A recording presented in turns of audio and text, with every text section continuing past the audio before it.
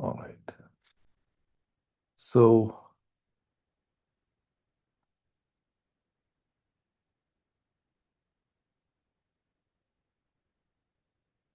and then we did talk about purity, and then we talked about the idea of Brahmarandra and how the soul escapes from the Brahmarandra. And then we did talk about humility. And humility is like to accept the entity before me as is. So there's no judgment. So humility is not about feeling low or high.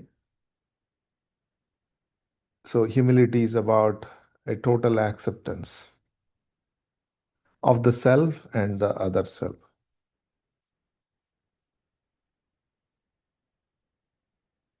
So here are some hints to give you an idea of the people who cross the path of the truth.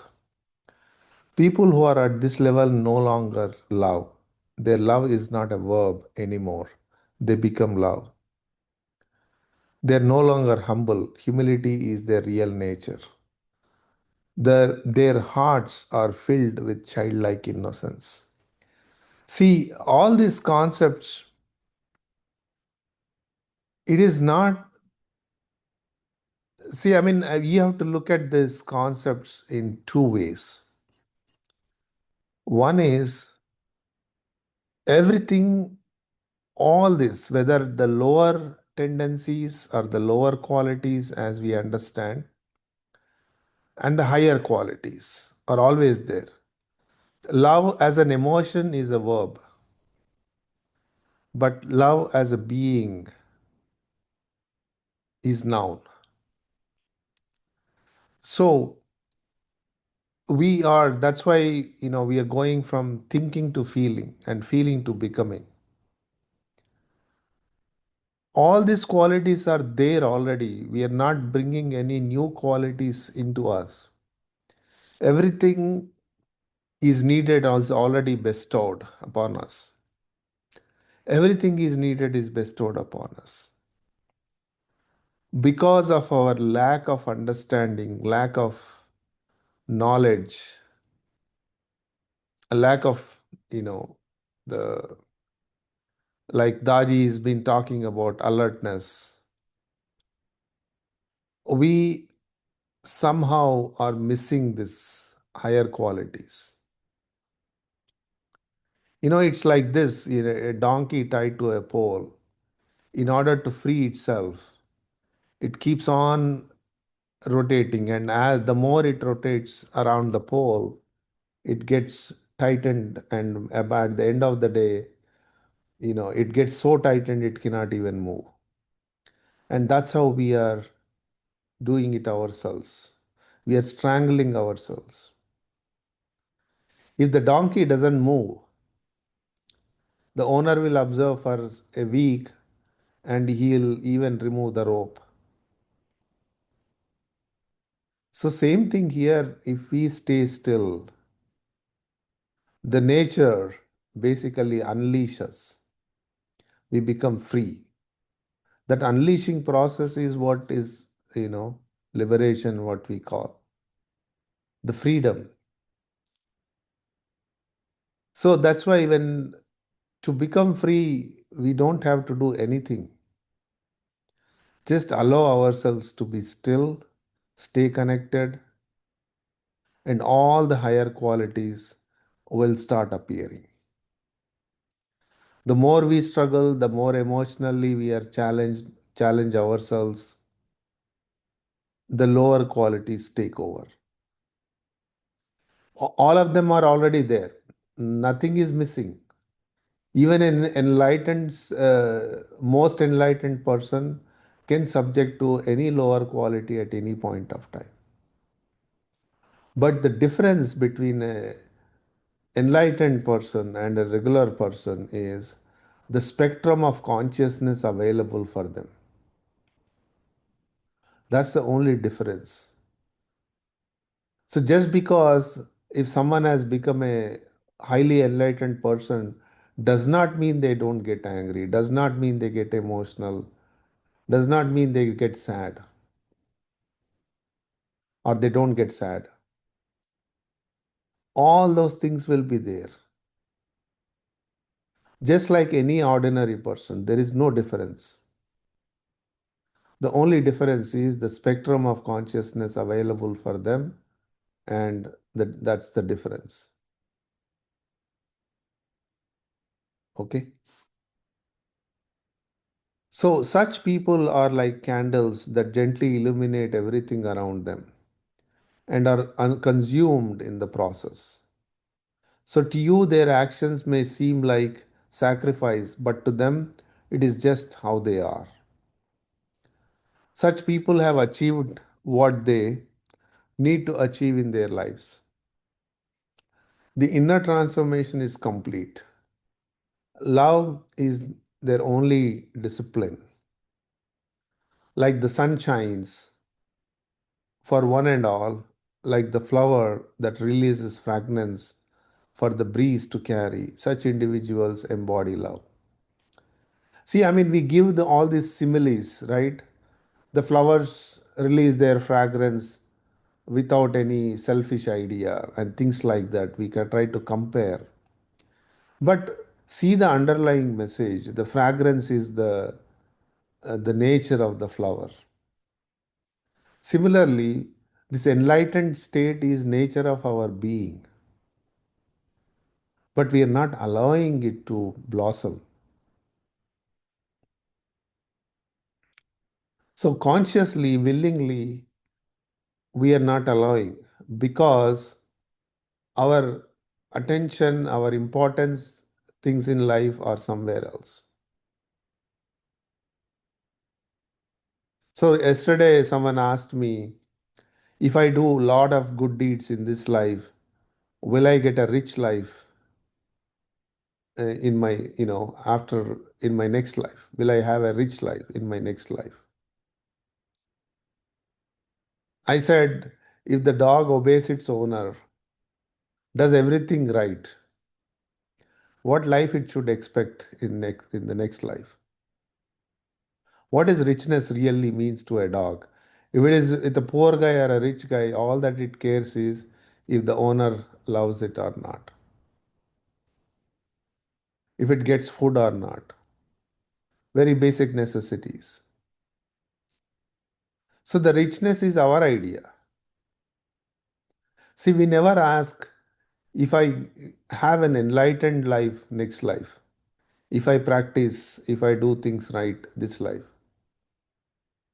See where our importance lies. Our importance is to become rich. But rich or poor, all are equally suffering. All have equal challenges in life. Everyone goes through this, you know,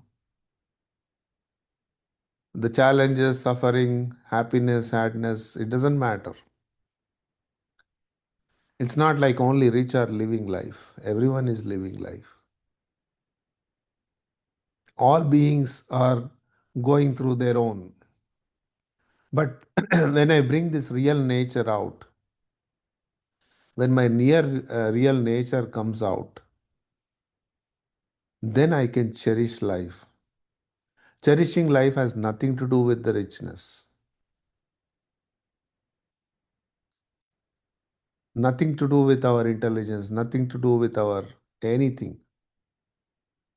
So, unconditionally, we can cherish life. That is what joy really means. Okay. So,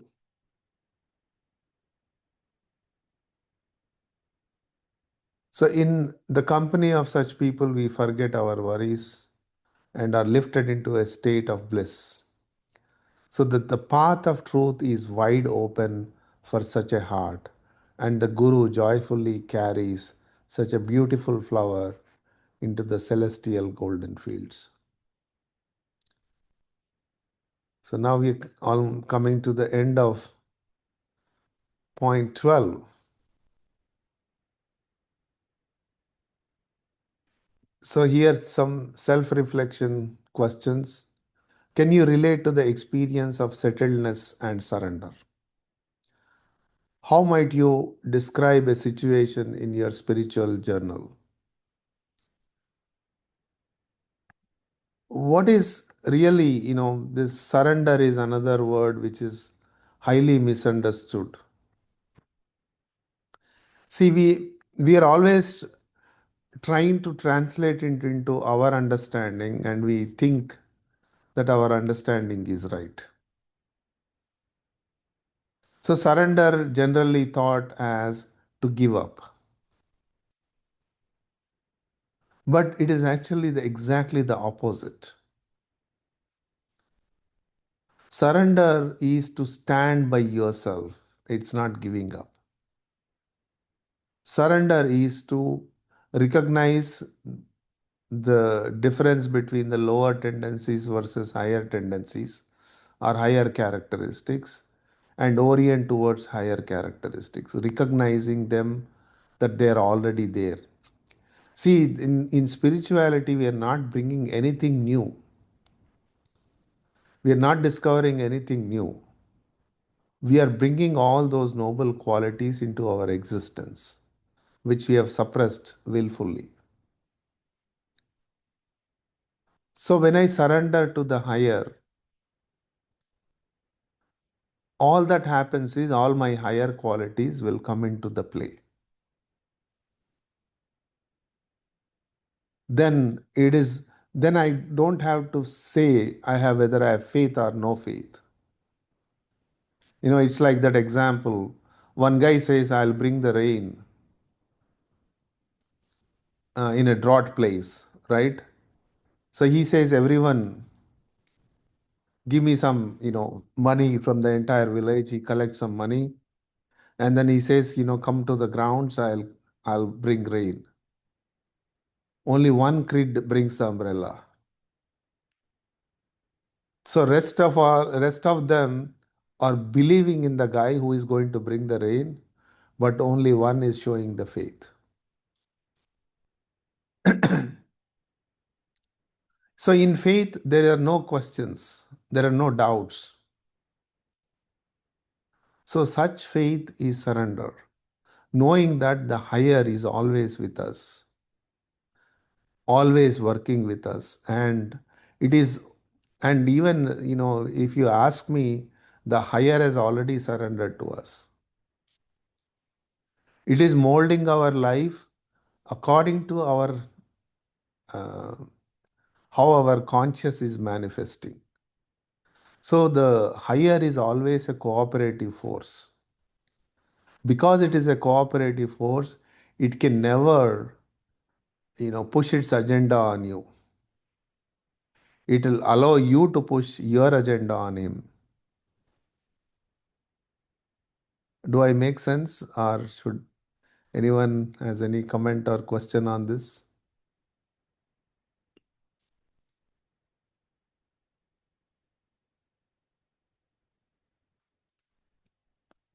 So this higher is always a cooperative force. So we are the one who are manifesting our life with the power of higher. The power of higher is always given to us, but we are misusing it. So the spirituality is all about how to best utilize this state.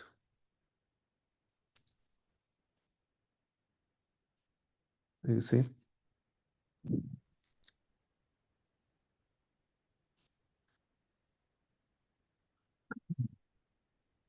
So can you imagine what it might feel like to be settled within to the extent that there is no consciousness, awareness of separation from others? So this is again, the settledness means we become, this concept of samadhi, people think of it as if we are forgetting everything. Why we want to forget is because we don't want to face our life. So we are going into this settledness with an idea of escaping from something. But we are not going to the settledness. The settledness is nothing but the higher. We are not going into the this towards the higher for the sake of higher.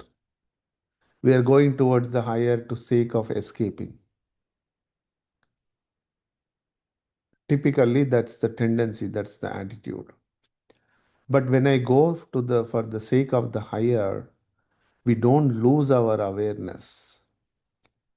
That's why, Daji defines this a true meditative state or samadhi as a 360 degrees of awareness. It is not about losing awareness. We are becoming more aware because our consciousness is expanding. So when the consciousness is expands, we feel the entire universe as part of me and I am part of the entire universe. So there is no separation. That's why when the awareness is expanding, the whole universe, everything becomes one. In fact, the philosophy of this Advaita, there is only one, there are no two, happens at this state. Otherwise, it's just a mere theory that there is only one, the higher. There are no lower. There is no separation. There are no two. It's a mere information. But this is where you feel the state of oneness. In oneness, there is no separation. In oneness, there is no exclusion. It is a very false idea that I have to exclude something to bring something. Okay. I hope I am making sense. Yes, Cliff, please go When you say there's no conscious awareness of separation from others, ahead. are others everything, not just, all people, animals, plants, universe, or just more your Everything, high. everything become feels like a one. So even I'm not saying this is an animal, this is a human, this is a star, this is a mountain, nothing. So all awareness, this whole awareness encompasses entire universe, entire existence. That Well, is a then I true, would say that yeah. there's extremely few people who could say that. I mean, the how well do we even know our own spouse, in this sense? No, it is not about knowing. Feeling oneness is not about knowing. Feeling oneness is that there is no separation. We are collectively, I mean, that we now, that entire collective consciousness becomes one. So that is about, if I have to know another person, individual, have their own way of life, have their own bound consciousness. But I am removing all my boundaries here. Does not mean I'm going to know everything and anything. This is another misconception that enlightened person knows everything about you.